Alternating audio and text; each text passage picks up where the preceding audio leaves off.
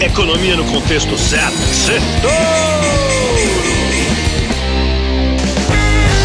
Boa noite, Brasil, ouvintes da Jovem Pan. Bem-vindos a mais um Sextou, o resumo da semana econômica no contexto certo. A eleição presidencial de 2026 continuou impactando os negócios no mercado financeiro. O presidente Lula não parou de cair nas pesquisas e resolveu anunciar medidas inflacionárias que desrespeitam o equilíbrio fiscal de cunho populista para recuperar a popularidade, o que desagradou os investidores. Até o ministro da Fazenda, Fernando Haddad, parece que está balançando no cargo. Nesta semana, tudo que se valorizou com a vitória do Trump sofreu. A Tesla do Elon Musk caiu depois de anunciar a queda de 45% nas vendas na Europa, enquanto o dólar foi pressionado pelos dados mostrando uma economia americana enfraquecida.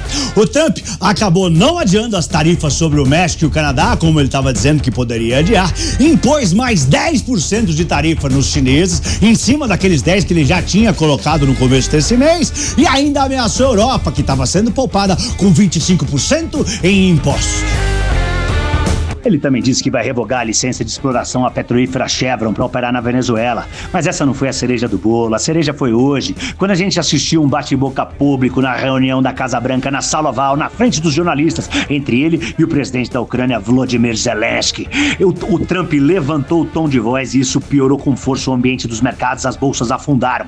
Tudo começou quando o ucraniano questionou o compromisso dos Estados Unidos pela paz na guerra entre Rússia e Ucrânia. Depois do Trump levantar o tom, a coletiva foi suspensa e ele foi na sua rede social dizer que o Zelensky não está pronto para paz. E se isso não fosse o suficiente, além das bolsas afundarem, aqui o dólar disparou depois que o presidente Lula confirmou Gleisi Hoffmann na Secretaria de Relações Institucionais, elevando as preocupações de articulação política com o Congresso e as preocupações com o fiscal. Vamos para os pontos que eu separei para o nosso Sextou de hoje. Primeiro ponto: o Brasil parece um macaco no Airbus apertando todos os botões, não sabe onde vai parar. A frase da semana vai pro Felipe Guerra, CIO da gestora Legacy Capital, é o chefe de investimentos lá.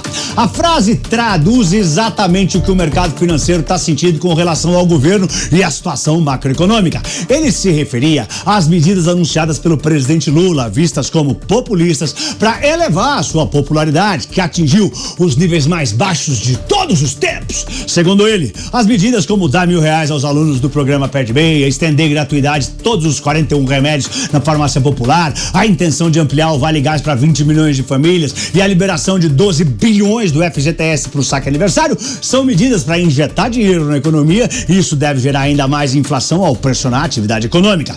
Guerra também disse que se o governo pisa no acelerador, o nosso Banco Central não consegue parar, os juros vão para as alturas e o Brasil quebra.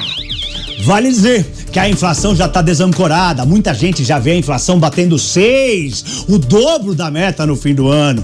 E daí, qualquer descuido pode jogar a inflação para 10%, sem contar as preocupações com o desalinhamento com o governo americano, com a agenda local, punindo companhias americanas, podendo resultar em alguma punição contra o Brasil. Ele se refere aos embates entre a rede social Rumble, que abriu um processo ao lado da empresa do Trump, a Trump Media, na Justiça dos Estados Unidos, contra o ministro do Supremo, Alexandre de Moraes. Segundo ponto: pesquisas assustam até aliados de Lula. As medidas populistas que o presidente Lula vem anunciando não são uma resposta apenas à pesquisa do Datafolha, que na semana passada tinha mostrado o Lula com o menor nível de aprovação de todos os tempos, o menor nível da sua história. Outra pesquisa assustou até aliados do presidente. A pesquisa Genial Quest, que saiu essa semana, mostrou que a reprovação do Lula superou 60% nos 3 maiores colégios eleitorais do Brasil, São Paulo, Minas e Rio de Janeiro. E mais, pela primeira vez, a reprovação supera a aprovação até em estados onde Lula venceu em 2022, como Bahia e Pernambuco. Isso fez o mercado financeiro ficar com o pé atrás, esperando ainda mais medidas populistas que podem machucar ainda mais as contas públicas e pressionar ainda mais a inflação. Terceiro ponto: Haddad vai cair? No mercado, voltar voltaram a circular boatos de que o ministro da Fazenda, Fernando Haddad, deve ir para a Casa Civil.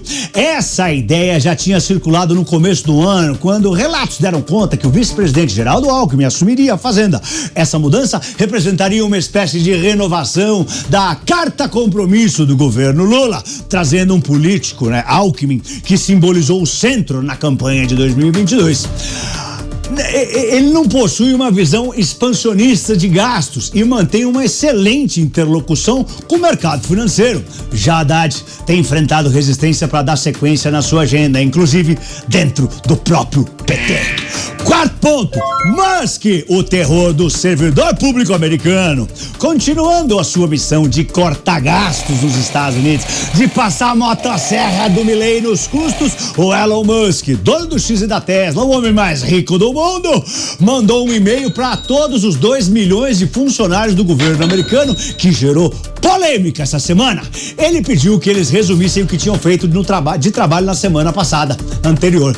Muitos departamentos não gostaram e recomendaram que os seus funcionários não respondessem. O Musk falou que quem não responder pode ser demitido. Mas apenas metade respondeu, 1 milhão de servidores. O Musk relevou e deu um novo prazo para as respostas, 13 de março. Agora, não se sabe se ele vai dar uma terceira chance para quem não responder. Trump continua apoiando o Musk e disse que o Departamento de Eficiência Governamental, o DOGE, liderado por Musk, busca $1 trilhão em corte de despesas. Já o Musk deixou um grande alerta. Se o ritmo de despesas for mantido, os Estados Unidos vão falir. Nas contas dele, para não quebrar, os Estados Unidos precisam economizar $4 bilhões por dia, todos os dias. Quinto ponto, Ike Batista lança cripto e projeto da Supercana. Mais de 10 anos depois do colapso da OGX, o empresário Ike Batista, que chegou a ser o 7º homem mais rico do mundo, tá de volta com um projeto focado em energia renovável, apostando na Supercana, uma cana de açúcar geneticamente modificada que pode produzir 3 vezes mais etanol e gerar 12 vezes mais biomassa para biocombustíveis sustentáveis. O Ike anunciou que fechou uma captação de $500 milhões com um fundo de infraestrutura estruturado por Mário Garneiro, que tem como investidor um fundo dos Emirados Árabes e o próprio Garneiro. Os recursos vão ser usados para aquisição e operação do que Ike chama de o primeiro módulo do projeto da Supercana. Vão ser 70 mil hectares de terra ao redor do Porto do Açu, onde ele vai plantar a Supercana. Quando estiver 100% operacional, esse módulo vai ter capacidade de produzir 1 bilhão de litros de etanol por ano e 1 milhão de toneladas de biomassa. Um segundo módulo de produção que inclui terras aqui no Brasil e uma planta na Flórida. Esse vai ser financiado com o lançamento de uma criptomoeda que leva o nome do Ike, Cifrão Ike.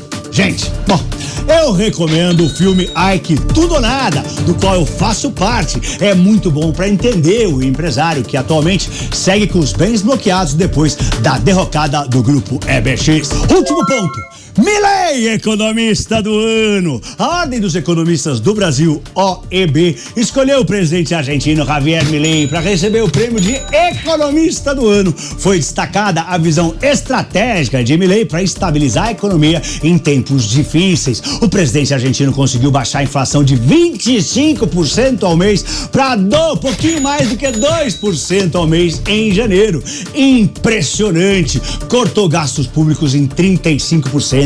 E somou superávit das contas públicas do primeiro ano inteiro de seu mandato. O dólar permaneceu estável, mas a bolsa disparou e os títulos do país bateram recordes. Foi na Argentina. Ele tirou as reservas do Banco Central do vermelho. O FMI prevê que a Argentina vai ser o país que mais vai crescer aqui na América do Sul. Vai crescer 5% em 2025. Prêmio merecido, Milei. E pra semana que vem é carnaval. A bolsa não abre segunda e terça e só volta quarta-feira à tarde, à 1h. O meu Minuto Touro de Ouro da Manhã só volta quinta-feira. Nos Estados Unidos, destaque pro payroll, o CAGED americano. E na Europa tem decisão de juros pelo Banco Central Europeu. Por aqui sai o PIB do 4º trimestre. Eu sou Pablo. Boa noite e um lindo fim de semana em família. Oi, Torinho!